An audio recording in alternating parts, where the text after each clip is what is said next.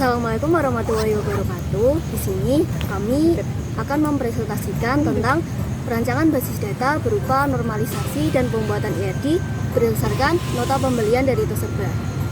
Kami dari kelompok 4 dengan anggota Ahmad Kurnia Badri dengan NIM M072303, kemudian Desi Listiari Arjeni dengan NIM M072307, kemudian saya sendiri Fadila Ataya Sobaah dengan NIM M07230333, lalu ada Hana Ratu Faiha dengan NIM M07234041, dilanjut dengan Lutfi Hanan Tamimi dengan NIM M07235051. Pada bagian yang pertama, saya akan menjelaskan tentang nota pembelian.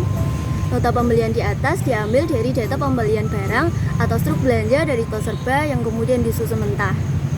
Data tersebut berisi customer ID, customer name, customer address, kemudian ada sales ID, sales name, dan date. Kemudian ada juga item code, item name, price, quantity, dan subtotal, yang kemudian dijumlah menjadi total price. Memasuki bentuk tidak normal atau 0NF. Tabel di atas merupakan bentuk dari 0NF ditandai dengan adanya beberapa atribut kosong.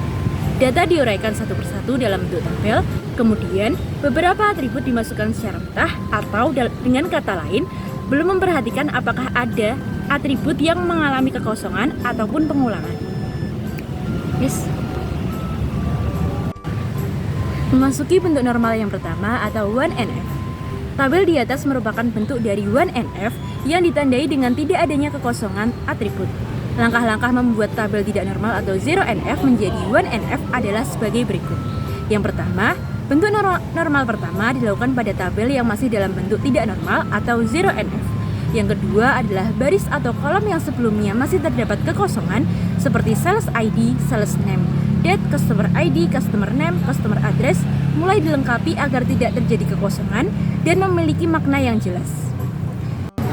Memasuki bentuk normalisasi kedua atau 2NF, yaitu pada tabel di atas merupakan bentuk dari 2NF yang sudah memenuhi bentuk 1NF.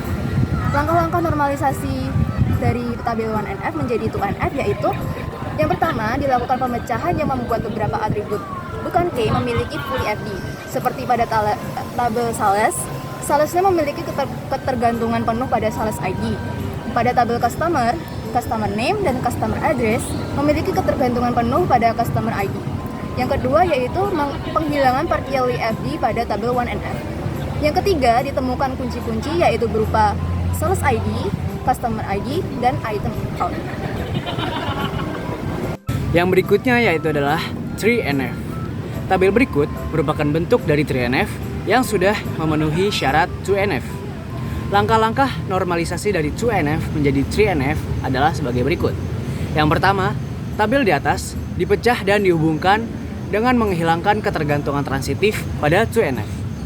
Yang kedua, pada tabel pembelian terdapat ketergantungan transitif, yaitu price quantity dan customer ID, item code, price. Maka keduanya dilakukan pemecahan seperti pada tabel berikut. Tabel sales dan customer tidak mengalami ketergantungan. Yang ketiga, tabel di atas memiliki bentuk yang sama banyak dengan 2NF karena merupakan kelanjutan dari 2NF.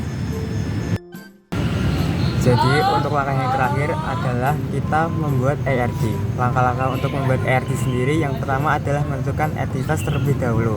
Seperti yang ada dalam layar, entitas di kelompok kami terdapat sales, customer, dan item.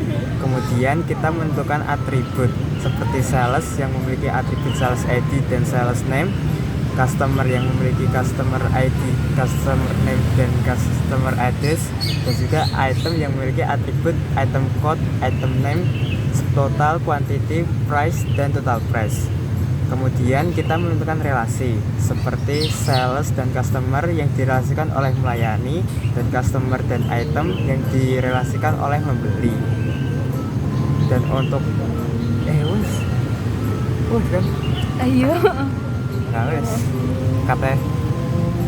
untuk relasi yang pertama yaitu sales ke customer itu merupakan relasi one to many. karena satu sales bisa melayani banyak customer. Dan untuk relasi yang kedua merupakan many to many, karena banyak customer dapat membeli banyak barang juga.